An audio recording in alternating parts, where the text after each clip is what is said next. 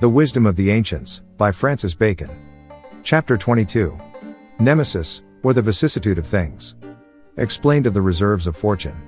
Nemesis is represented as a goddess venerated by all, but feared by the powerful and the fortunate. She is said to be the daughter of Nox and Oceanus. She is drawn with wings, and a crown, javelin of ash in her right hand, a glass containing Ethiopians in her left, and riding upon a stag. Explanation. The fable receives this explanation. The word nemesis manifestly signifies revenge, or retribution, for the office of this goddess consisted in interposing, like the Roman tribunes, with an eye forbid it, in all courses of constant and perpetual felicity, so as not only to chastise haughtiness, but also to repay even innocent and moderate happiness with adversity, as if it were decreed, that none of human race should be admitted to the banquet of the gods, but for sport.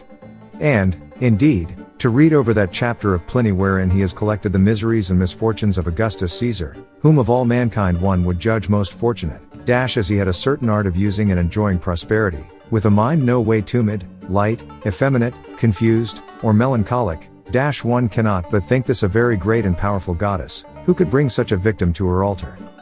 The parents of this goddess were Oceanus and Nox, that is, the fluctuating change of things, and the obscure and secret divine decrees.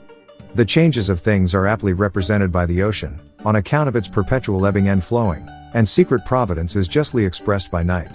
Even the heathens have observed this secret nemesis of the night, or the difference betwixt divine and human judgment.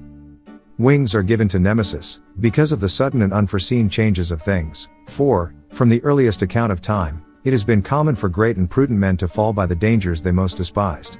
Thus Cicero, when admonished by Brutus of the infidelity and rancor of Octavius, coolly wrote back, "I cannot, however, but be obliged to you, Brutus, as I ought, for informing me, though of such a trifle."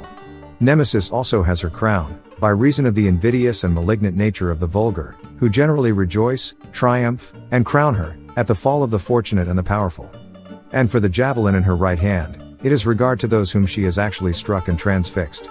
But whoever escapes her stroke, or feels not actual calamity or misfortune, she affrights with a black and dismal sight in her left hand, for doubtless, mortals on the highest pinnacle of felicity have a prospect of death, diseases, calamities, perfidious friends, undermining enemies, reverses of fortune, etc., represented by the Ethiopians in her glass.